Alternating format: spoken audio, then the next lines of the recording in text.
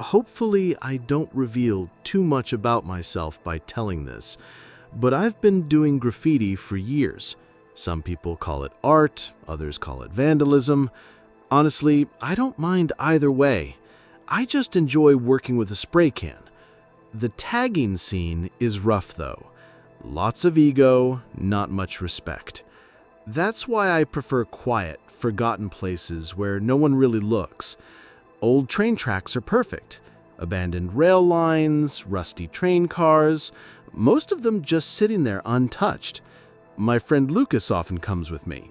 He doesn't paint, but he hangs around, and I appreciate the company. Real friends are rare. Most of mine don't care about what I do, but Lucas does. One night around 10 p.m., we found a new set of tracks I spotted earlier on satellite view. Lucas had brought some stuff to smoke, and even though I don't usually join him, I went along with it just to match the vibe. As we walked along this line of old train cars, something strange caught my eye. There wasn't a single mark on them, totally clean. It felt like they had just arrived. Excited to be the first to paint them, I handed Lucas a can to play with and started doing my thing. Within 15 minutes, I had 3 tags done, side by side, and I was proud of how they looked together. I tossed the empty cans back down the tracks, just out of habit, enjoying the way they clattered. Lucas had already rolled another joint and was lighting up again. I ignored the can I gave him. Clearly he wasn't using it. I wasn't feeling great though. I get anxious easily, especially when I smoke too much, and tagging is technically not allowed, which doesn't help the nerves. Still, I joined him again. Just as we finished, a dull clang echoed behind us. We froze. It was hard to tell where the sound came from. Maybe inside the train, maybe outside. Either way, it made my chest tighten. For about a minute, nothing else happened. The silence was heavy. Then I pulled out my phone and started recording. We were both whispering, trying to figure out what we had heard. That's when something flew toward us. An empty paint can. One of my cans. It landed near our feet. Suddenly, someone started yelling from the darkness. Their voice was sharp and aggressive. Without thinking, we ran, fast. Someone was chasing us, still shouting. I could barely breathe. My hand slipped and the video recording stopped. We didn't stop running until we reached the main road. Neither of us said a word the entire drive home. We were both shaken. I didn't know what to do. I couldn't call anyone. We weren't supposed to be there in the first place.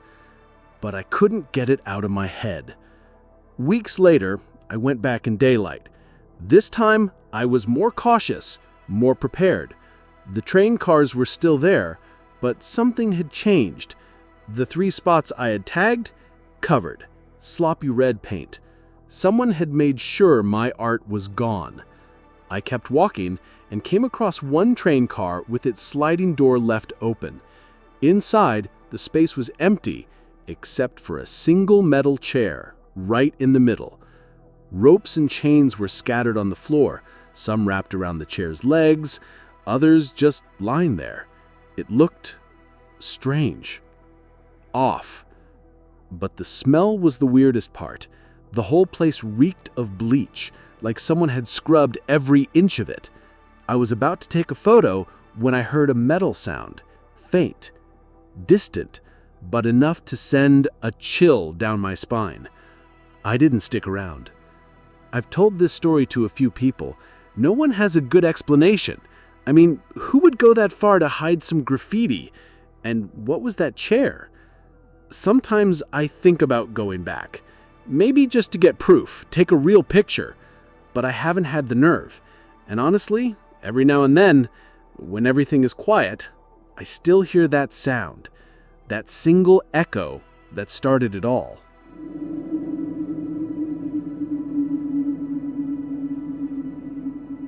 It's early July as I write this, and this story happened at the very start of summer. Usually I spend this time in my college town or even head to Europe, just to avoid going back home. But this year, I had no choice.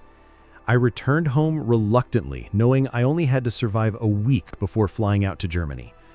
I didn't feel like reconnecting with old friends, and being stuck at home felt worse. So I kept myself busy. Long hikes, solo movie marathons, and endless drives with no destination, just trying to make time pass. On my last day, I craved something different, something with a bit of thrill. Back in the day, my friends and I used to hop onto freight trains, one of those wild habits I'd left behind years ago. But that day, I gave in to nostalgia and drove to a hidden track we used to use, and it was deep in the woods with trees shielding it from the outside world, perfect for staying unnoticed. I parked my car and made my way to the tracks. Let me describe the place. It's important. The train tracks cut through the forest, leading into a long, dark tunnel. Just past the tunnel was a small clearing, then a massive bridge stretching over the water. My friends and I used to ride the train all the way across, but today I had no way back unless I wanted to walk 10 miles. So I figured I'd just ride through the tunnel and hop off on the other side. A simple plan. I walked along the rails and waited. It must have been around 2 or 3 in the afternoon. After about 10 minutes, I felt the faint vibration through the metal, something only train hoppers understand. I stepped off the track and kept low. Even though train conductors usually didn't care about people nearby, I wasn't about to risk it. Once enough cars had passed, I picked a slow-moving one and jogged alongside it, like old times. I grabbed the ladder and climbed up. Easy. But as the train approached the tunnel, something strange happened. A sudden flash of light shot through the tunnel. I figured it was just sparks or something mechanical, but honestly, I'd never seen anything like it. Then, right as I entered the tunnel, I felt a hand grab my leg from the darkness. I panicked. My grip on the ladder kept me from falling, but I kicked and screamed, trying to break free. Just as I regained balance, another hand slapped at my ankle. I scrambled to the top of the train car, breathless and terrified. What just happened? The train burst out of the tunnel into daylight, and without thinking, I jumped off into the clearing.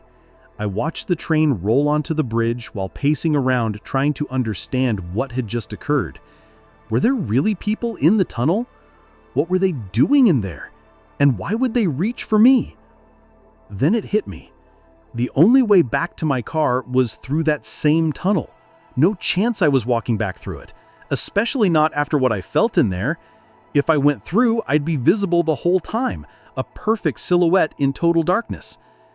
I sat on the ground for what felt like forever. There was no other way.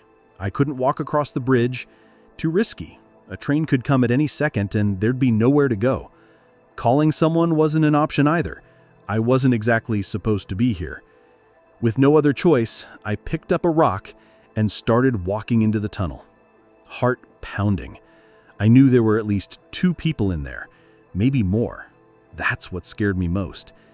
As I reached the halfway point, the same place I'd felt those hands, and I heard a sound, a faint click.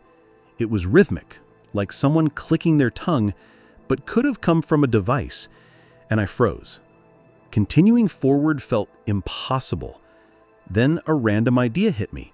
I pulled out my phone. I shouted, "You better stay back or I'll shoot," hoping the echo would make it sound convincing. And silence. The clicking stopped. Of course, I didn't have anything on me, but I figured bluffing was better than doing nothing.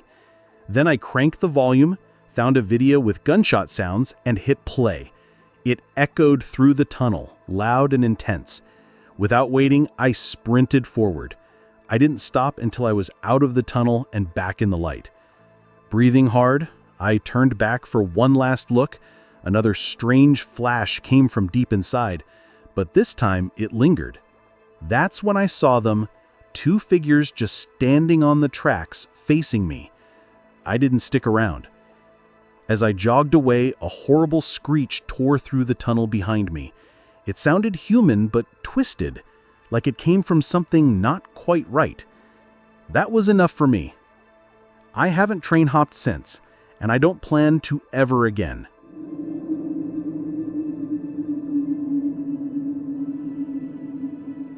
The New York City subway can be a strange place. I've been working for the MTA for about 7 years now, and at this point, not much really surprises me anymore. But there's one story I always think about when people ask if I've ever seen anything unusual. It happened early in my career, maybe 2 years in, but I still remember every detail clearly. Back then, I was stationed in Brooklyn. One night, I was doing routine maintenance at High Street Station. The platform was completely empty, and honestly, the silence was a bit unsettling. You get so used to subway stations being packed with people that seeing one completely deserted feels like something's just off. I hadn't seen anyone for hours, and the only sounds were the flickering lights and the occasional rumble of a train speeding by. Suddenly, I heard a loud clang coming from the tunnel. It was sharp, metallic, like a rock hitting a rail. The noise made me drop my mop. I stood still, listening, trying to figure out what it was. My first thought was that it could have been a rat, or maybe a piece of loose ceiling falling. These stations are pretty old after all. After a minute or so, I went back to cleaning, but then, maybe 10 minutes later, it happened again. Only this time, the sound was even louder. That's when I started feeling uneasy. 2 identical noises like that, so close together? That didn't feel normal. I left my supplies and slowly walked toward the tunnel entrance. I didn't call out, just listened. The darkness stretched on, quiet and deep. I couldn't see anything clearly, so I figured it might still be something harmless. I tried to shake it off and returned to my work. Just as I was finishing up, I heard something that sent a chill straight down my spine. A child's voice calling for help. It was coming from inside the tunnel. At first, I froze. Then, without thinking too hard, I rushed to the edge of the platform and hesitated. A kid crying out for help isn't something you ignore. I carefully stepped down onto the tracks, letting my eyes adjust to the dark. I shouted into the tunnel, asking if the kid was okay. No answer. I called louder again this time, and then the voice replied, weak but clear, saying, "Help me." I asked where he was. After a short pause, the voice said, "Right in front of you. Just keep walking." I didn't like that, but I also didn't want to leave a kid out there alone, especially not in a place as dangerous as the subway tunnels. So I began walking forward, slowly, calling out again, asking what was wrong. There was another pause, then the same reply, "Just keep walking." My eyes were starting to adjust now.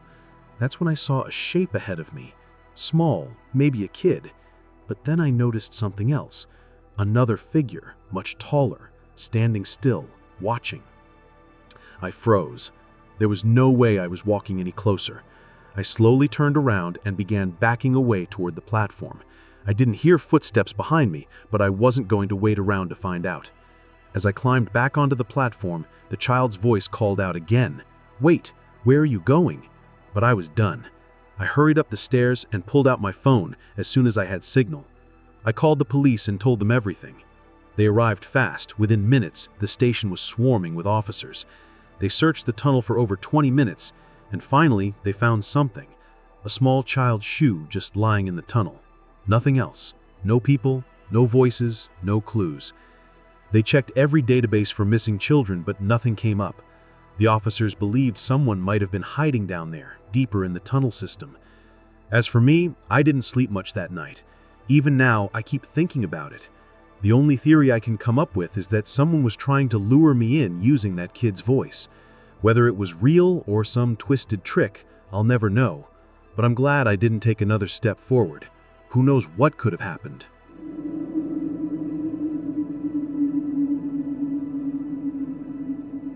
It was one of those cold, rainy nights when everything just feels a little strange. I had just finished my shift at the diner where I work late hours. The night had been quiet, not too busy, but for some reason, I still had this weird energy in me, and I knew I'd need a melatonin to wind down when I got home. As usual, I took my normal route, one that's peaceful during the day, but at night, it feels like you're driving through a forgotten road. Most of the street is just darkness. Only a few scattered lights from small parking lots and local shops break it up. Between those pockets of civilization, it's just long stretches of forest on either side. While passing one of those small parking lots right in front of an old deli, I noticed someone under a flickering streetlight. It was a woman, standing in the rain, waving her arm as if trying to get someone's attention. I slowed down and looked closer. She looked to be in her mid-50s, tall and thin, maybe around 6 feet.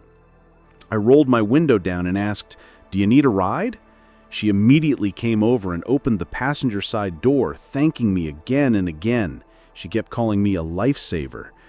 When I asked her where she was going, she said, "Just up the road into town." She was soaking wet, and as she sat down, her clothes started getting my car seat all wet. Still, I thought to myself, if I were in her shoes, I'd want someone to stop too. Then I figured it was the right thing to do. She had this big smile the whole time, which was comforting at first, but when I looked at her more closely, I noticed she was missing a few teeth. That caught me off guard.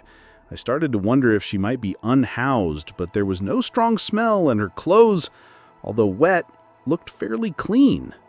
Maybe the rain was hiding more than just her appearance. As we drove along, I reached an intersection with a gas station and pulled in.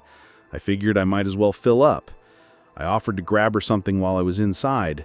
She smiled and said, "No thanks, honey." I went in, paid for gas, and grabbed a couple of seltzers since it was almost the weekend. When I came back to the car, she was gone. I looked around the small parking area. There weren't many places to hide or go, and I didn't see anyone walking away. She had just vanished. I stood there confused, not sure if I should feel worried or relieved. After filling up the tank, I got back on the road and drove home. Once inside, I put the drinks down, took my melatonin, and got ready for bed. But for some reason, I just couldn't fall asleep. My brain wouldn't stop thinking about that woman. Where'd she go? Why didn't she say goodbye? At some point, I started hearing small noises from outside my bedroom. I figured it was probably the neighbor upstairs, nothing to worry about. But now I really wish I had been more cautious. I eventually drifted off, but sometime later, I woke up in total darkness, feeling oddly alert. That was strange. Melatonin usually knocks me out for the whole night. I sat up, thirsty, and reached over for my water bottle. That's when I noticed something across the room. Crouched down near my dresser was a figure. I saw knees folded tightly to the chest, someone trying to stay low. My first thought was, this can't be real. I rubbed my eyes, blinked hard, even slapped my face a little, but the shape didn't disappear. Then slowly, the figure stood up and walked out of the room without saying a word. I couldn't move, I couldn't scream, I just sat there frozen. What scared me the most was the silence. No sound of footsteps, no creaking doors, no sign that anyone had just left. Nothing. I grabbed my phone and called my dad. He answered, confused as to why I was calling so late, and I told him everything. He said, "You probably had a weird dream, just a night terror or something." I stayed on the phone with him, trying to convince myself that maybe he was right. Eventually, I got up, turned on the lights, and looked around my place. Everything was in place. No signs of anyone being there. Still, I locked my bedroom door before trying to sleep again. The next morning, I made some coffee, got dressed, and grabbed my gym bag. But when I opened the door to the hallway, I froze. The main door that leads to the outside was already unlocked. My heart dropped. I looked around the apartment again, and everything seemed untouched. I tried to stay calm, thinking maybe I had just forgotten to lock it the night before. Then I went out to the car, opened the back door to toss in my gym bag, and that's when it hit me. The back seat had stains, wet brownish marks, like someone had been sitting with soaked clothes. And the blanket I always kept back there, it was gone. My stomach turned. That woman must have snuck into my car while I was inside the gas station. Somehow she got into my apartment after I got home. Maybe I left the door unlocked, maybe not. I'll never know for sure. I called my dad again in a panic, and he told me to check if anything was missing. I did, and besides that blanket, everything else seemed normal, so we figured calling anyone wouldn't really help at that point. I skipped the gym that day. In fact, I barely left my apartment for a while. The whole experience shook me to my core. I didn't feel safe there anymore. By the end of that month, I had found a new place to live. I still don't know who she was or what she wanted, but sometimes when it rains and I drive past that deli, I still slow down, half expecting to see her standing there again, under the same streetlight.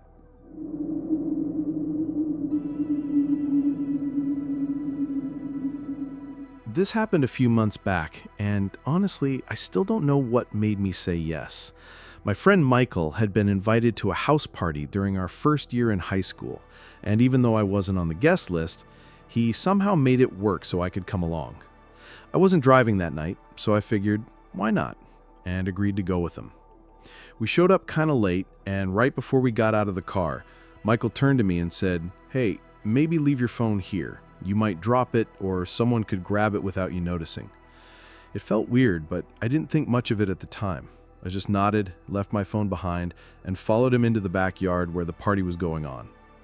There were people everywhere, some laughing, others dancing, a few just standing around with drinks in hand. The air smelled like smoke, and I could tell some folks were doing more than just drinking. Michael nudged me and said I should mingle, say hi to people. I wasn't really in the mood, but I gave it a try. After a while, I realized I'd definitely gone overboard with the drinks. Everything around me looked blurry, and my legs didn't feel stable at all. I leaned against the wall of the house, trying to catch my balance. I glanced at my watch, and it was somewhere around midnight or maybe even 1 in the morning. That was my cue. I needed to leave. I started looking for Michael, hoping he hadn't left yet, even though my body felt like collapsing. I walked around the yard, asking a few people if they'd seen him. Everyone just shook their heads. That's when it hit me. My phone was still in his car. No way to call him. No way to call anyone. I thought about asking someone for help, maybe a ride home, but I didn't know anyone there well enough. So I made up my mind. I'd walk. It wasn't that far to my place, and I remembered most of the way, but it was cold. Fall weather, dark streets, and me barely able to walk straight. I stumbled my way onto the main road. My mind was spinning, not just from the drinks, but also from all the thoughts racing through my head. Why did I trust Michael? Why did I agree to leave my phone behind? Why did I drink so much in the first place? At one point, I stopped walking, crossed my arms tightly to keep warm, and thought maybe I could hitchhike. So I stuck out my thumb, hoping someone decent would stop. A few cars passed without even slowing down. The longer I stood there, the more anxious I felt. Eventually, just when I thought I'd have to keep walking again, a gray truck slowed down and pulled over. I felt a small wave of relief. The window rolled down, and an older man with a beard looked at me and asked if I needed a ride. I said yes and told him my address. The moment I got into the truck, he started talking, asking what had happened to me and why I was out here alone. I tried answering, but my words came out slurred, barely understandable. I just didn't have the energy or focus to talk properly. As we turned down the street leading to my neighborhood, something in my gut felt off. The way he kept glancing at me, the way he smiled. I couldn't explain it, but something wasn't right. Then we passed my house. I looked over at him confused and said, "Hey, that was it. You missed my place." But he didn't stop. I tried to sit up straight and tell him again, but my body wasn't really listening. That's when he looked at me with this strange smirk and said, "You know, someone in your condition would be an easy target out here." He reached over and started touching my leg. My whole body tensed up. I didn't know what to say or do, but I knew I needed to get out of that truck. I could feel my heart pounding. Before anything else could happen, something unexpected saved me. Bright red and blue lights lit up the truck from behind, and a loud siren echoed through the night. The man instantly panicked. He slammed on the brakes and unlocked the doors without a second thought. I pushed the door open and stumbled out of the truck as fast as I could. One of the officers came straight to me, and I told him everything that happened. Turns out the police were already looking for a great truck in the area because someone had been caught on camera taking things from a local store. I don't know if it was this guy or someone else, but I was beyond thankful they stopped the truck when they did. The officer offered to give me a ride home, and I gladly accepted. After that night, I promised myself I'd never let things get that out of hand again. I learned that no matter how fun a night might seem, staying aware of your surroundings and staying in control is way more important than just going along with the crowd.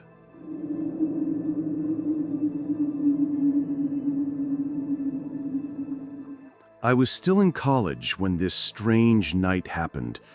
I was going to school in upstate New York. It was one of those big party universities. I wasn't in a sorority, but I often went to the frat parties like a lot of people in college. I had a period where I partied too hard. Looking back now, I'm glad I grew out of it.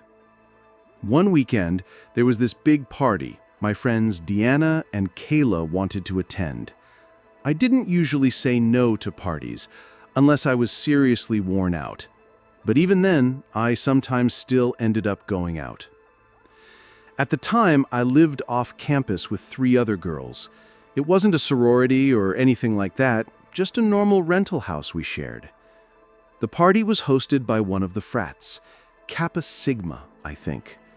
Their house was about 20 minutes away. We started drinking at home, then ordered an Uber. Even in the Uber, we were still joking, laughing, and sipping drinks. It was way too much, honestly. By the time we arrived at the party, I was barely aware of what was happening. I only remember bits and pieces. I kind of remember the outside of the house. A bunch of frat guys hanging around, the music blasting inside, beer pong happening in the kitchen. Someone told me later that I played beer pong with some random guy, and we talked in the corner for a while. But then everything went blank. The next thing I remember, I woke up on the side of a road, lying in the grass in the dark. My head was pounding. I must have still been under the effects of what I drank. I was next to some trees, far from any buildings. There were a couple of street lights down the road, so I wasn't in total darkness, but it was still terrifying. I started patting my pockets, no phone. I didn't have my small bag either. I was completely alone with nothing on me. My white shirt was covered in dirt. I felt panic rise in my chest. I couldn't even call someone or check where I was. I started walking slowly toward the lights, hoping to find help. No buildings in sight, just trees and a long, empty road. I leaned on a light pole and waited, hoping a car would drive by. After maybe 15 minutes, I saw headlights in the distance. I ran into the road, waving my arms, and the car stopped. A man in his 30s rolled down the window and asked if I was okay. I told him I was lost and had no way to contact anyone. He offered me a ride. I got in, thanking him over and over. He asked me what had happened, and I told him about the party and waking up out here. Looking back, I realize I shared too much. I shouldn't have made it sound like I had no control of the situation. He asked why I hadn't called for help. I told him I'd lost my phone. He gave me this strange look. That's when I really looked at him. He had a thin beard, a long nose, and honestly, just gave off an odd vibe. I gave him my address, and he typed it into his phone.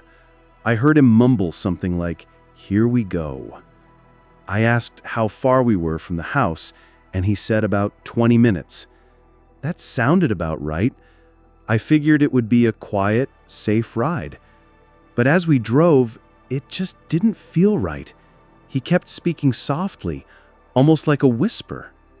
At first I thought he was just trying to be nice, but it actually felt weird, like he was too calm. We were still driving through the woods long after 20 minutes had passed. I asked how much further. At first he didn't answer. Then, in that soft voice, he just said, "Not far," but it didn't feel right at all. Our house was in a town. We should have passed at least some buildings, but we were still surrounded by trees. I noticed him looking at me often, turning his head to stare for several seconds at a time. Then he asked me an uncomfortable question and placed his hand on my knee. I immediately pulled away and told him, "Please, I just want to get home, that's all." He said, "Why would I do anything to you?"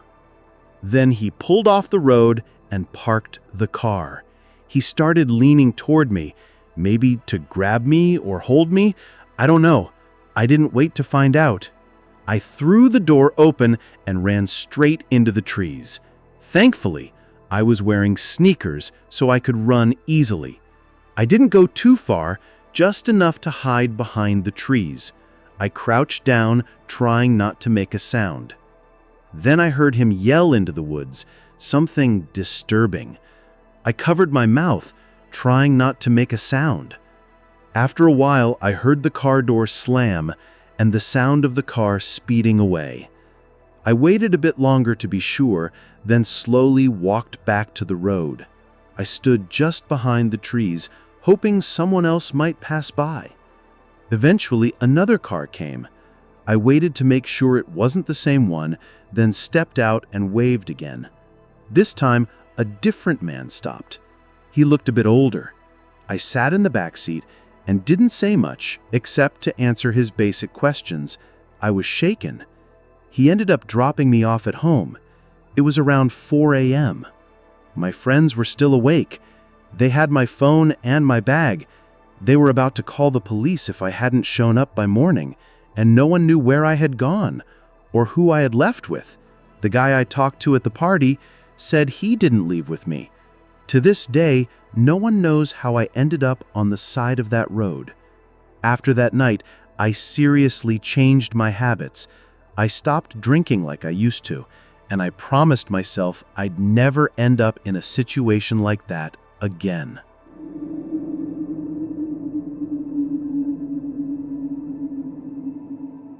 I was 29 when this strange ride happened, back in October. I had just finished an art exhibition in Paris and needed to go back to pick up my paintings. I was hitchhiking from Leipzig, Germany, heading west across the country. It was a bright, warm day, the sky was clear, and I felt good. Somewhere at a gas station in France, around 4:30 p.m., a man in an old, small car pulled over and offered me a ride. He looked about my age, a little unshaven, a little scruffy, but nothing that screamed trouble. He spoke broken English, and I didn't speak any French. Still, I was grateful for the lift. We got onto the main highway heading toward Paris. He seemed calm. We made small talk, just the basics, where I was from, what I was doing. Then, out of nowhere, he reached across and opened the glove box.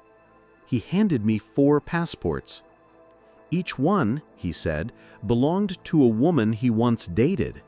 He claimed one had a motorcycle accident, another had been in a car crash, a third had health issues, and the last one had an accident while horseback riding. He said he was just unlucky. I nodded awkwardly, but something didn't sit right. Why carry all their passports? Why show them to a stranger? Then, after a few more kilometers, he suddenly said we'd take a shortcut. It wasn't a question. I just nodded. I hoped it meant going through small towns or scenic country roads. Instead, we veered off onto a narrow dirt path that looked barely used. It started out open, passing green fields, but soon we were deep inside a forest. The trees closed in fast. Shadows grew. The air shifted. Then came silence. The man turned to me and said in broken English, "No more English now." It wasn't a request. He just stopped speaking after that. The trees grew denser, the path narrower, the light fading. It was around 5 p.m. I could barely see the sky anymore. I noticed he was tense. His lips moved like he was whispering something to himself. His knuckles were tight on the wheel. I quietly placed my hand on the car door handle. I wanted to be ready. The car slowed down more and more. A chill passed through my spine. I started wondering, what if this is it?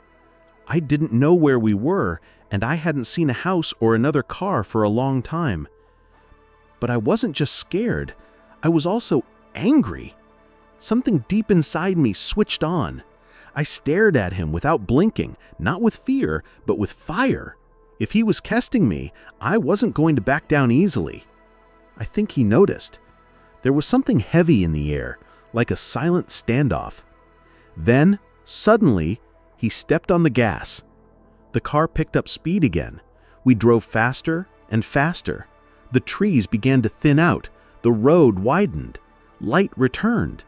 I saw the outline of the highway ahead. We finally left the forest behind. He turned to me and asked calmly, "Do you want to come stay at my place tonight? We can eat dinner." Images flashed in my mind. Basements, locked doors, shadows on walls. I shook my head. "No thanks," I said, my first words since the forest. I got out near the highway. It was almost dark.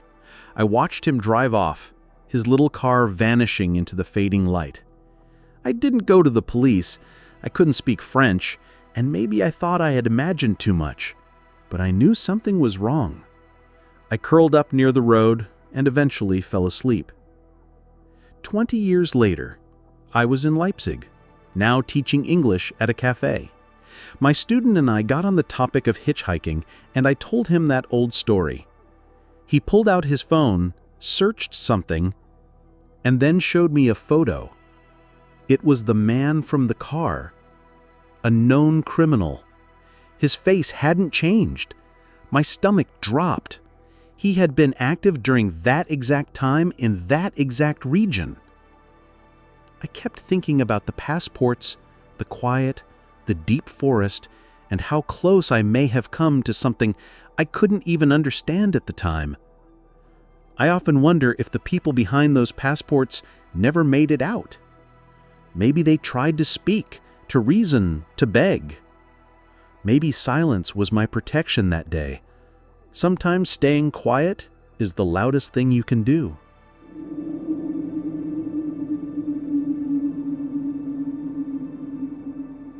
Until I turned 25, I lived in a small town near the coast. The beach was part of my everyday life. It was only a 20-minute walk from my house, and I was one of those people who always had sand in their shoes. Surfing? I had been doing that before I could even form full sentences. My two best friends, Armin and Chuck, were the kind of people who filled every room with energy. We were all 18, full of confidence, and more interested in summer fun than anything else. School was almost over, and we already knew where we were going for college, so honestly, high school didn't matter to us much at that point. One Saturday night in May, just a few weeks before graduation, Armin and I planned to meet up with two girls from school, Sophia and Fran. They were fun, smart, and we all got along well. The idea was to pick them up, head to a quiet part of the beach, lay down some blankets, and enjoy a night under the stars with a little wine. It was all meant to be chill. I picked up Sophia and Fran around 9 p.m. It was clear they had already been having a good time. Armin and I gave each other knowing looks. The night was going to be interesting. We took the scenic route along the coast. The conversation was fun and random. Jokes, deep thoughts about life, even some strange ideas about how time works. The beach I picked wasn't popular. You had to drive along a dirt road and walk the rest of the way on sand. It was perfect, quiet, far from the boardwalk, and with a wide open sky. We spread out the blankets and relaxed. After a while, we naturally split off. Armin went one way with Fran. I walked the other way with Sophia. We sat down, and with the sound of waves in the background, we slowly drifted off. But before we could fully relax, Sophia suddenly tensed up. She whispered, "Do you hear that?" At first, I thought she was imagining things, but when I focused, I could hear a low buzzing, like a small engine, moving around in the distance. It was faint, but real. The noise faded, and I brushed it off. I didn't want it to ruin the moment. But then, something happened. As I pulled my shirt from the sand, Sophia suddenly shouted and pointed to the sky. I looked up and saw nothing, just the stars. But then, when I changed angles and sat beside her, I saw what she was talking about. A drone. It was hovering silently in the air, directly above us. And then, just like that, it shot up into the darkness and disappeared. I froze. Everything started to make sense. That weird noise? It was the drone. Someone had been watching us. The idea made my stomach twist. Sophia was clearly shaken. I tried to comfort her, then suggested we head back to the car. When we got back, Armin and Fran were already there. I quickly explained what had happened. Nobody really knew what to say. We just stood there, letting the realization sink in. The energy was gone. Everyone felt uneasy. We drove in silence. I tried to lighten the mood, but it didn't work. The girls didn't even want to go home. It was late, but I understood. None of us wanted to be alone. Our houses were off limits, strict parents, so I asked Armin to call Chuck. Chuck lived in a huge house, and his parents were cool with guests. Thankfully, he was home and said we could come over. We drove straight there. As everyone headed to the front door, I stayed behind for a moment. I needed to breathe. I leaned my head against the steering wheel, closed my eyes, and tried to calm down. Then I looked at my phone. One notification. It stopped me cold. Unknown tracking device moving with you. My heart dropped. I jumped out of the car and started searching. I checked the bumper, the grill, the back. Nothing. I looked under the seats, behind the mats. Still nothing. Desperate now, I dropped to my knees and crawled under the car, and then I saw it. A tiny tracker taped to the inside of the wheel well. Whoever had been watching us knew exactly what they were doing. I grabbed it, smashed it, and ran to Chuck's door. I showed everyone what I found. Their faces went pale. The girls checked their phones and had the same notification. Chuck was furious. Someone might have tracked us to his house. We all ended up crashing in his basement that night, too tense to go home. Weeks passed. Nothing else happened.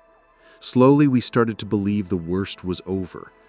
Maybe it was just some weirdo trying to scare us. But then, 3 weeks later, Chuck called me, shouting for me to come over immediately. I rushed to his place.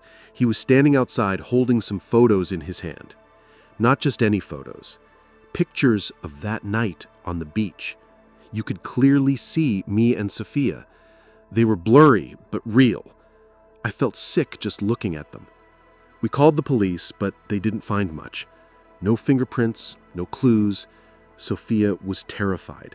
She kept thinking whoever took those photos might try to contact her. I felt responsible somehow. We never heard from the person again, but that night changed things between Sophia and me. The trust was different.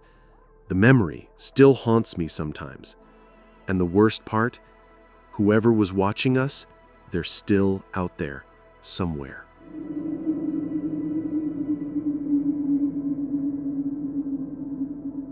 Until we turned 19, my best friend Rico and I had a pretty routine summer tradition. Both of us came from comfortable homes in North Jersey, and we spent most of our summers hanging out at the shore. My family had a beach house in Belmar, and his was in La Valette. That particular night, we were driving from my place to his, about an hour down the coast. La Valette always had this relaxed energy that we both liked. Fewer tourists, more locals, and more spots where we could unwind without being bothered. Even though all the beach areas looked the same, the vibe in his neighborhood felt a little more laid back. We weren't planning anything wild that night. No big parties, no loud crowds, just a quiet night under the stars. We grabbed a couple of drinks and something to smoke, and we decided to ride our bikes to one of the quieter, more hidden beaches near his house. For some reason, Rico wanted to ride farther than usual. I didn't mind. The breeze was nice, the streets were silent, and the moonlight made everything look a little dreamy. Eventually, we reached a beach at the very end of the road. No cars, no lights on in the nearby houses, just silence. Honestly, it felt perfect.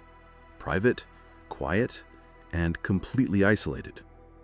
We hid our bikes in some bushes, then made our way across the soft sand. The sky was full of stars, the ocean breeze was cool, and the sound of the waves made everything feel calm. We sat there, talking and laughing, just enjoying the moment. Time slipped by without us even noticing. At one point, we both lay back on the sand, staring up at the stars. That's when it happened. I heard something. A strange, soft humming. Not loud, not sharp. It was more like the low buzzing you'd hear inside a warehouse with those giant lights overhead. Metallic, kind of electric. It didn't belong at the beach. I sat up and looked around. Rico was still lying down, but then I noticed him tilt his head, like he was hearing it too. The weird part was, we couldn't tell where it was coming from. It didn't move or get closer. It just hovered there, like a sound with no source. We didn't say anything at first, just listened. After a few long minutes, Rico motioned for us to leave. I nodded. We started to stand up, and the second we did, the humming shot up in volume. It didn't build slowly, it jumped instantly. I could feel it in my chest. The sound wasn't just louder now, it felt like it was near. We froze. I remember the cold shock running through my body. My eyes darted across the sand, trying to see something, anything. But there was nothing, just dark dunes and starlight. Then we ran. I don't even remember starting to move. It just happened. We sprinted toward the dunes without a word, our feet sinking into the sand. Halfway there, Rico grabbed my arm and yanked me to a stop. I was about to ask why, but then I saw it. At the top of the dune, silhouetted against the sky, stood a figure. It wasn't moving, just standing there. Its shape was all wrong, way too tall. Its arms hung unusually low, like they reached past its knees. It didn't sway or breathe or shift. It was like a statue. Then Rico shouted at me, breaking my focus. We turned and ran along the beach, not back toward our bikes, but to another dune farther down. We scrambled up the slope and looked back. There were more figures now. Not just one, 4, maybe 5, all standing still, all watching. They hadn't followed us, but they were there, lined up, frozen like shadows, staring in our direction. We didn't speak. We didn't even look at each other. We just ran, all the way back to his place, leaving the bikes behind. The next day, we retraced our steps. We looked everywhere. No bikes, nothing. Maybe someone had found them and taken them. Or maybe something else had. But the strangest part? That sound, that metallic hum. I've never heard anything like it since. It wasn't from any machine or anything natural. It didn't make sense then, and it doesn't now. That night has stuck with me, not just because of what we saw, but because of what we couldn't explain.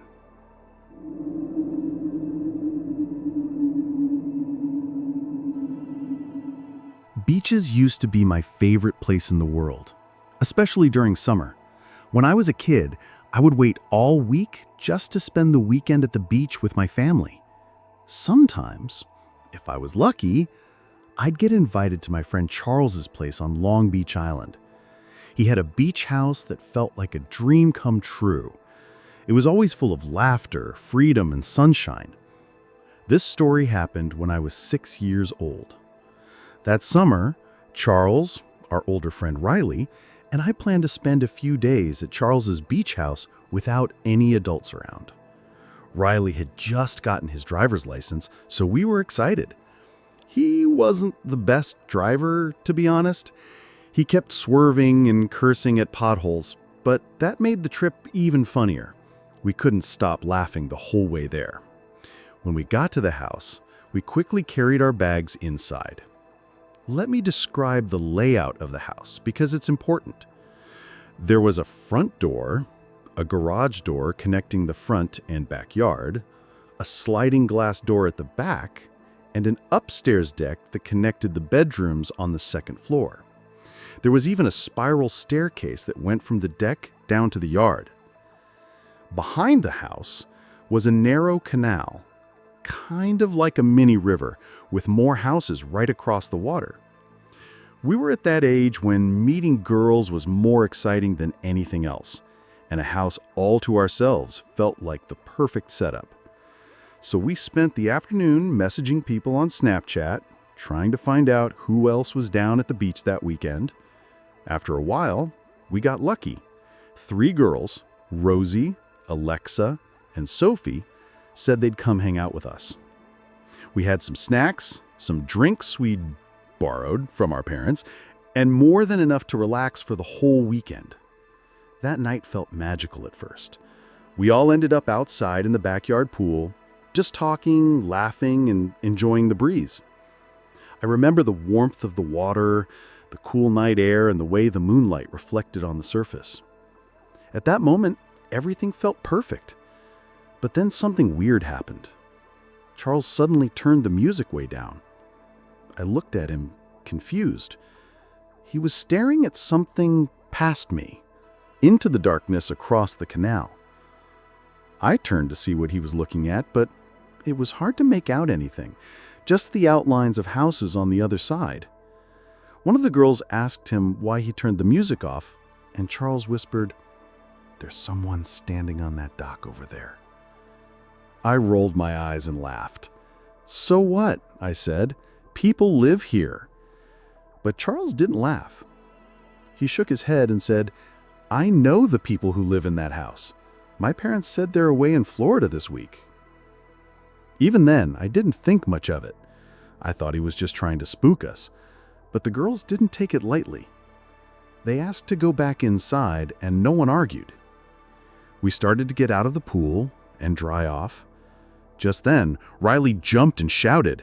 He was pointing at the canal. We all turned to look. In the dim light, we saw shadows moving on the opposite dock. We froze, trying to see better. Right then, a car passed by on the street behind us, and its headlights briefly lit up the water. That's when we saw them. 4 tall figures, standing still at the edge of the dock, directly across from us. We couldn't see their faces or clothes clearly, but they were definitely watching us. "Inside, now," Charles said, his voice shaking. We all rushed to the sliding glass door, and as we got inside, I heard something I'll never forget. 4 splashes in the water, one after another. Those people were swimming across the canal. Panic took over. The girl screamed. Riley locked the sliding door behind us. Charles ran to the front door to make sure it was locked too. Then we all huddled in a small room that didn't have any windows facing outside. We waited in complete silence. A few minutes passed. Nothing. Then Riley let out a groan and said he forgot to lock the upstairs deck door. That's when Charles really panicked. He knew that if someone got in, it would be through there. And right on cue, we heard footsteps from the floor above us. Slow, light, and careful. That was it. We didn't have anything to protect ourselves, and since we weren't exactly sober, we knew staying there wasn't an option. We ran. All 6 of us sprinted out the front door and jumped into Riley's car. He started it up so fast he smashed Charles's mailbox as we pulled out. Once we were far enough away, we called the police. Later, when they cleared the house and said it was safe, we returned, but the place had been ransacked. Most of the expensive stuff upstairs was gone. Even worse, Charles's family boat, a medium-sized Boston whaler, was missing too. The police figured out how it happened. Apparently, someone found the spare tea that Charles's dad always kept under a hatch near the steering wheel of the boat. That's probably how they got away so quickly. The scariest part? The police never found out who they were. And the theory we all believe is that whoever did this knew the house, knew the family, and knew we were going to be there that weekend. It's been years since that night, but I've never forgotten it. I always double-check my doors and windows now, every single night. If there's one thing I've learned, it's this. No matter how safe you think a place is, always lock up.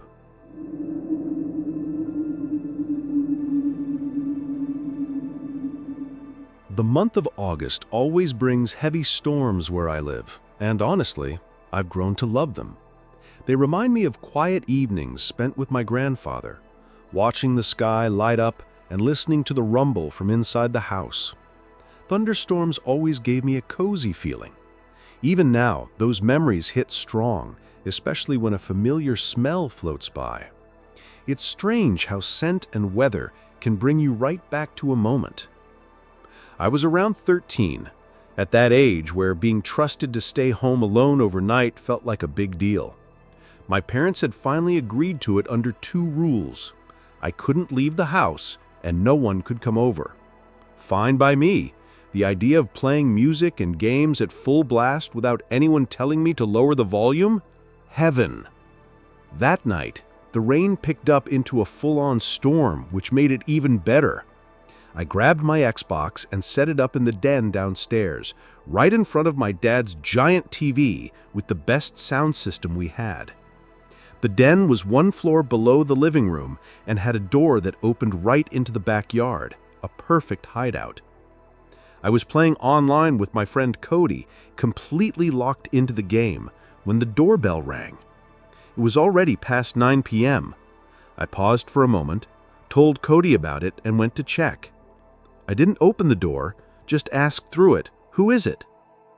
A man's voice answered, saying he needed to use a phone. That didn't sit right with me. I didn't respond and just quietly walked back to the den. But in hindsight, that moment, me speaking, might have changed everything. I told Cody what happened. He immediately said, "Dude, don't open it, just ignore it." After a minute, the bell rang again. But then, silence. And that was worse, because I didn't know if he had left or was still nearby. Eventually, things felt normal again. I dove back into the game, volume up, headset on. I was finally relaxed, or so I thought. Then, from the corner of my eye, I saw the back door slowly shut, from the inside. Standing there was a tall man, not my dad, not anyone I knew. I froze for a second, then ran to the office room nearby. My headset yanked out as I bolted. I slammed the door and locked it just as the handle began to shake violently. That office had 2 doors, one to the den and one to the garage. My only hope was to escape through the garage, but I waited, heart pounding. The man's voice came from the other side of the door, saying things like, "Hey kid, I just need a phone, come on." But the tone kept changing. Calm turned to frustrated, then to yelling. He pounded harder, yelling at me to open up. I couldn't wait anymore. I hit the garage door button, praying the noise wouldn't draw him in. It opened slowly, too slowly. As soon as there was enough space, I ducked under and sprinted barefoot into the rain, heading straight for my neighbor Julian's house. He was someone I knew well. I used to play with his dog when I was little. I rang the bell frantically. He opened up and I ran inside, out of breath, trying to explain everything. His wife came out from the kitchen looking confused at first, but once they understood, Julian grabbed the phone and called for help. The wait felt like forever. But finally, police arrived. I told them what happened, and when they asked which entrance was unlocked, I realized the garage door hadn't fully shut earlier. A few officers went in to check the house, and not long after, they came out with a man in cuffs. They made sure he couldn't see me. I was still shaking. They asked if I knew him. I didn't, never seen him before. But apparently he was claiming the house was his and that I was his son. His behavior was all over the place. Slurred words, wild claims. It was clear he wasn't in his right mind. He was taken away. My parents were contacted and came home early. They chose to file a complaint, and the man faced charges for entering the house without permission. His name was something like Jack or John. I don't remember exactly. What stuck with me wasn't his name, but the thought that someone like that could just walk into your home. I try not to think about it too often, but every now and then, during a thunderstorm, I remember that night, and I make sure every door is locked. Twice.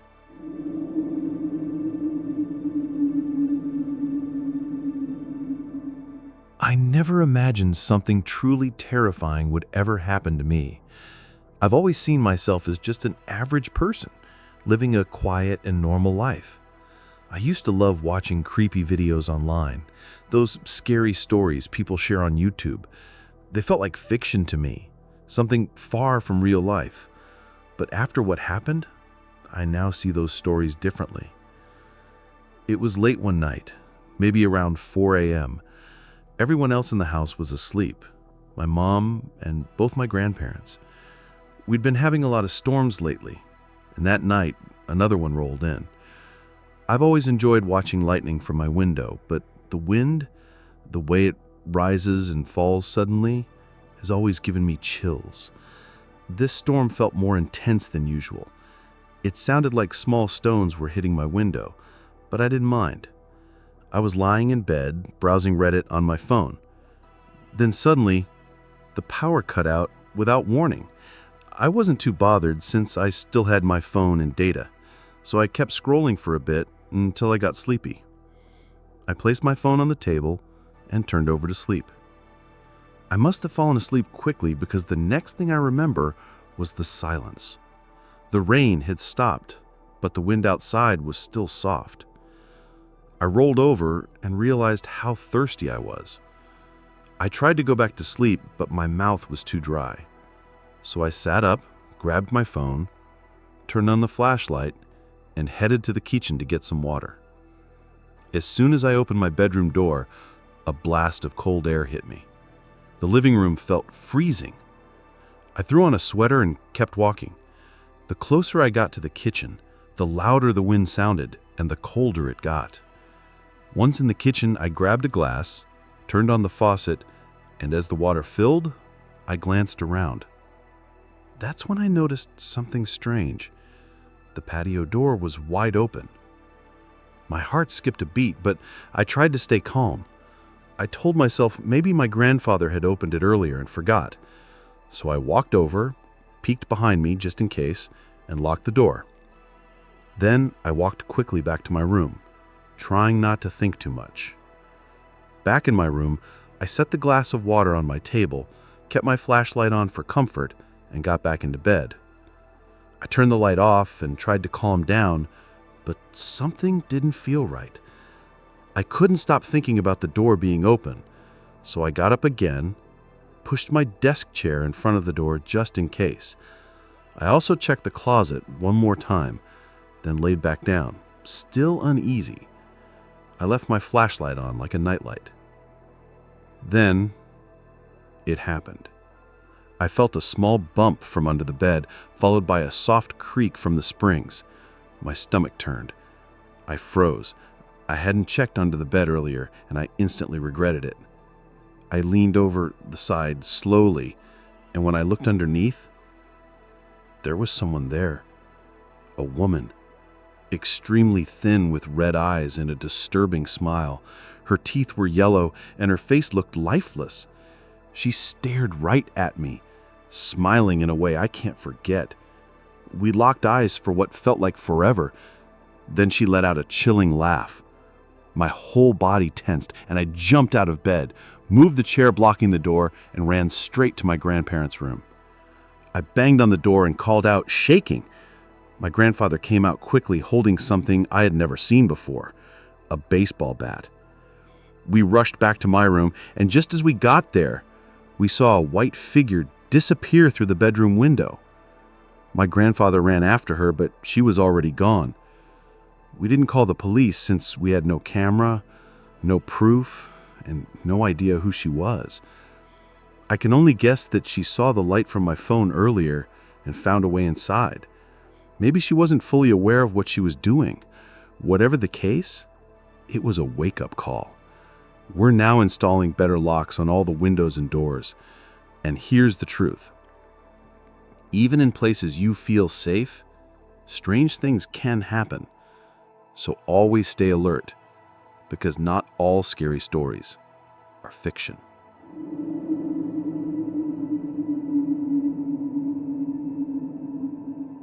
It was August when my girlfriend Cass and I decided to take a short weekend trip to my family's small mobile home upstate. We call it luxury camping, since it has water, electricity, and even a working toilet. The place is super compact, about 600 square feet with one bedroom, a couch bed in the living room, a tiny bathroom, and a small kitchen. Even though it's pretty far from anything, there's a lot to do. Archery, dirt biking, and some off-roading.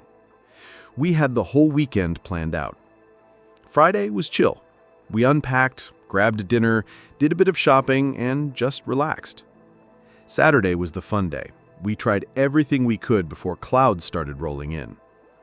You know that feeling when you just know a huge storm is about to hit? That's exactly what it felt like. So we packed up everything we had outside and stored it in the outbuilding.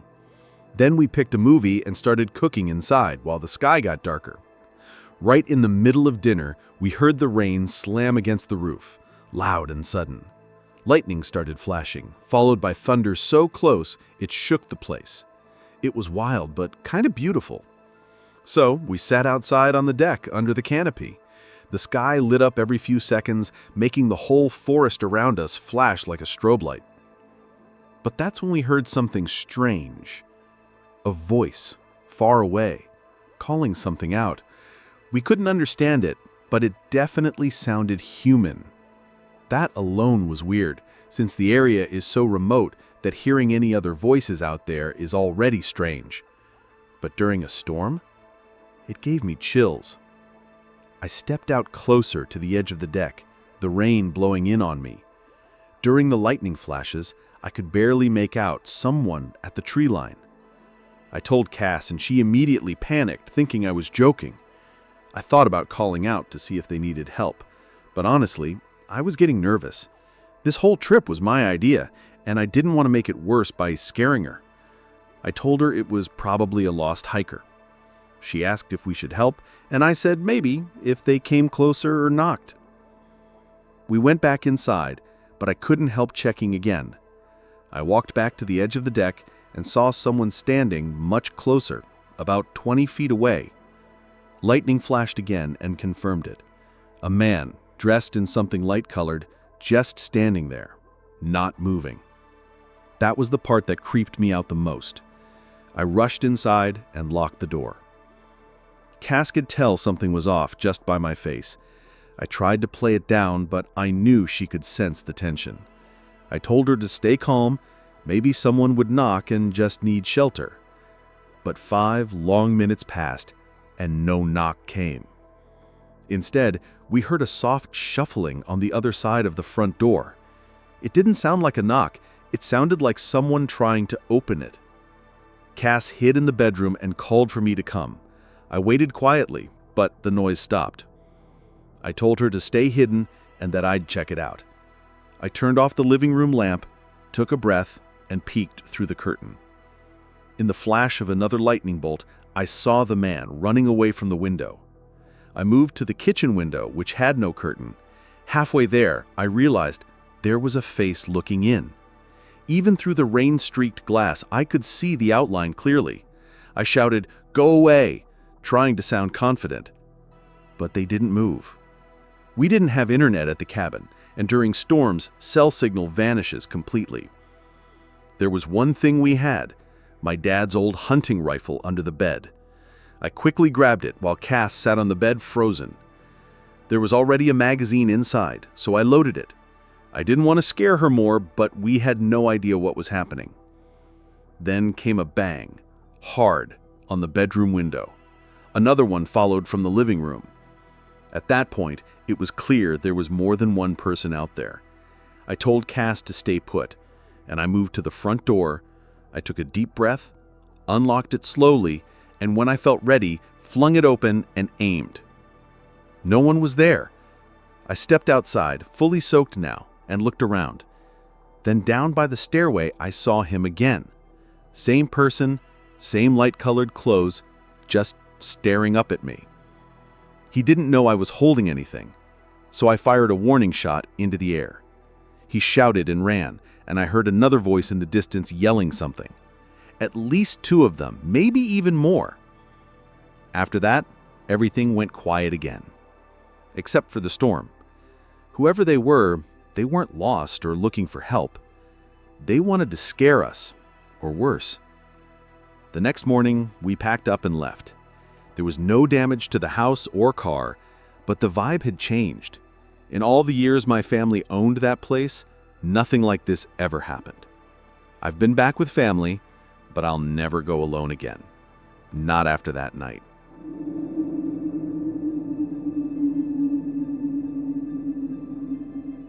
It happened about a year ago, up in Wakefield, Quebec. I own a few properties, 2 for rentals, 1 where I live in Montreal, but this strange experience happened at one of my Airbnb rentals, tucked away in the forest. It's a small, cozy place made for couples, though sometimes groups stay there too. When couples rent it, everything's usually left neat, but when bigger groups come, I worry a bit more. Things tend to get messy. So after one group had spent a weekend there, I decided to check it out myself. It's about a 2-hour drive, and I usually spend the night if I go. Before heading to the house, I messaged my closest neighbor. Well, the closest one by distance. Like me, he's not there often. I offered to bring him any mail or packages he might have waiting. He replied pretty fast, said he wouldn't be around that week, but asked if I could check if he got anything from a specific sender. On my way there, I stopped at his mailbox. That's when things started to feel off. As I walked up his driveway, I noticed fresh footprints in the snow. They didn't come from the road or his door. They came straight from the woods. The prints walked up to his house, past a window, then looped around toward the back. It wasn't a delivery person, that's for sure.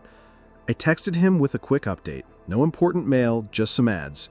Then I mentioned the prints. He called me and asked me to follow them. They circled the house and disappeared back into the woods. His reaction? He wasn't too worried, as long as no one had tried to get inside. I figured he was right, so I continued up the hill to my rental. The second I stepped out of my car, I saw the same thing. Footprints. A lot of them. The guests had left a few days earlier, and it had snowed since then. So how were these prints still fresh? That detail unsettled me. I swapped out the security code on the front door and walked inside. It was a mess. Dishes piled up, garbage, full cans and bottles everywhere. Some guests leave it like that, thinking the cleaning fee covers it all. Still, I checked everything. Drawers, electronics, furniture, nothing seemed missing. So I started cleaning, put on some music, and got to work. Not long after, even with the music playing, I heard something outside. My rental is surrounded by thick forest, and it's high up on a hill. No one just walks by this place. I paused the music. The sound of snow crunching under someone's feet was right outside. I quickly checked the door, locked it, then sat quietly, listening. My car was outside. Whoever it was, they knew someone was home. I waited, not moving, for 20 minutes. Then I got up and stepped outside. Circling the house were fresh footprints again. They walked all the way around the cabin, stopping near the window unit by the back. Then, nothing. They just vanished. That made me uneasy. I went back inside and stayed there for the rest of the day. I ordered food and tried to stay distracted. The snow kept falling, covering the yard, the trees, and the paths. I figured tomorrow someone might book the cabin because snow always feels cozier. By evening, I was watching a movie when I started hearing strange noises from above. Creaks and crackling sounds. My house doesn't even have an attic, so I figured maybe it was the snow settling on the roof. Still, it didn't sound quite right. Later, I went to bed. The snowfall tapping gently on the windows made the place feel peaceful. But then I heard slow, deliberate footsteps again outside. They passed by the window and faded away. I sat on the edge of the bed, frozen, listening. I waited for a knock, a door handle turning, something, but it stayed quiet. Eventually, I grabbed my coat, shoes, and an old baseball bat I kept in the corner. I stepped outside, ready to confront whatever this was. There were more footprints, but this time they started at the window unit in the back and led into the woods. That's when it hit me. The person hadn't just walked around the cabin, they might have climbed onto the roof using the air conditioner as a step. That was it. I called the local police. A Wakefield officer showed up about 20 minutes later. He was calm, respectful, and curious. He walked around with me, even climbed onto the roof. And sure enough, there were markings and footprints up there. He reassured me, said he'd patrolled the area for the night. I also mentioned the neighbor's house and the similar prints. He thanked me and said he'd keep an eye out. A few days later, new guests checked in. They didn't report anything strange. And honestly, nothing like that ever happened again. Still, sometimes when I think about it, I wonder what would have happened if I hadn't been there that day, or if the snow hadn't revealed those footsteps.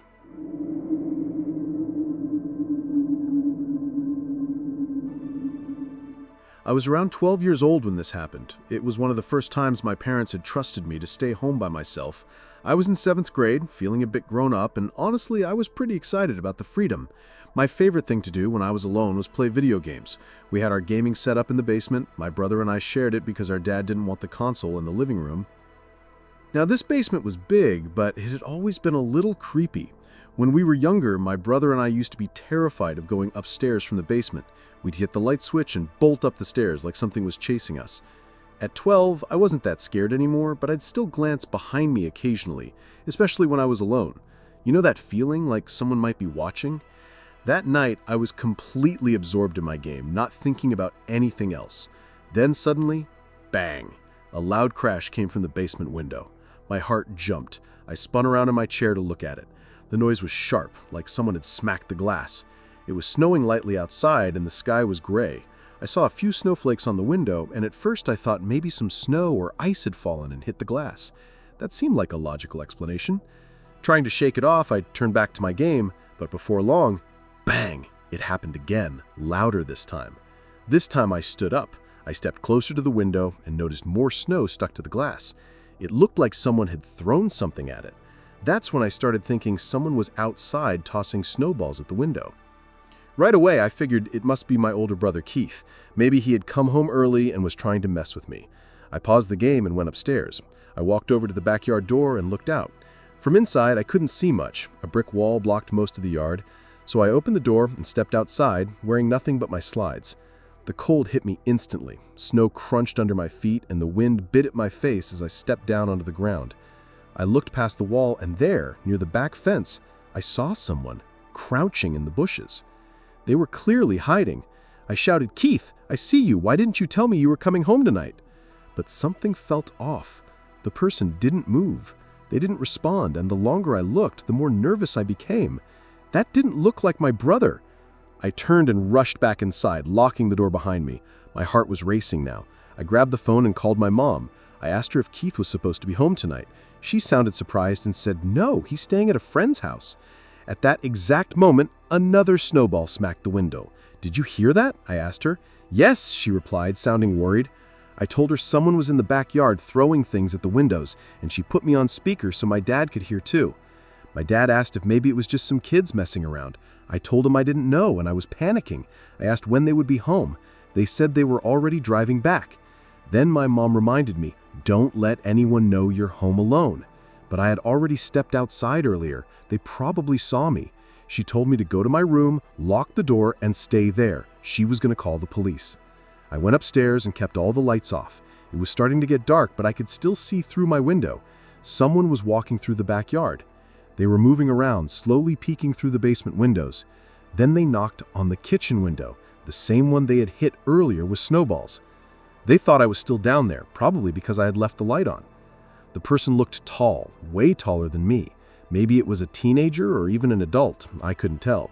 They had on a large jacket with the hood up, covering most of their face. Then I saw them trying to open the window. It was the middle of winter, and those windows hadn't been opened in months. Thankfully, they were stuck shut from the cold. But one thing was certain, this person wanted to get inside. Then they looked up toward the upstairs windows. I immediately ducked down. I didn't want to move. I didn't want to breathe. Then a few moments later, there was a loud knock at my bedroom window. They had seen me. More snowballs came flying at the glass. Then, everything stopped. Silence. A few minutes later, my mom called again. She said the police were on their way. It took a while for them to arrive, probably because of the snow, but eventually the doorbell rang. I went downstairs and looked through the peephole. It was a police officer, a woman, probably in her 40s. She told me to stay inside while she walked around the yard with her flashlight. From the window, I watched her check the bushes, the shed, and the entire patio area. When she came back to the door, she said there were footprints all over the yard, but no one was out there anymore. She talked to my mom on the phone for a bit, then told me she would wait with me until my parents came home. Eventually, they arrived. The officer left, and I was safe. To this day, I'm not sure who that person was. Maybe it was just someone playing a strange prank, but the way they tried to open the window makes me think it was more than that. Whatever their reason, they picked the wrong house, and thankfully, nothing worse happened.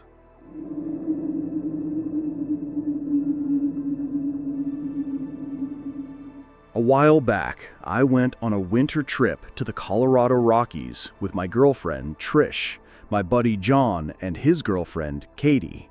John and I have been close friends for years, and we both love outdoor adventures, hiking, snowboarding, that kind of thing. His family owns a remote cabin out in the woods, so we planned a weekend getaway while snow was in the forecast. When we arrived, the ground was already covered in a soft layer of snow and the air smelled crisp and fresh. That first night, we settled in by relaxing in the outdoor hot tub, sipping some wine as light snowflakes drifted from the sky. It was peaceful. Too peaceful, maybe. A calm before the storm. The next morning, the snow was coming down gently, not as heavy as we expected, but enough to get excited. John had a quad bike stored in the big shed, so we fired it up, had to jump-start it with my truck, and took turns riding around the trails.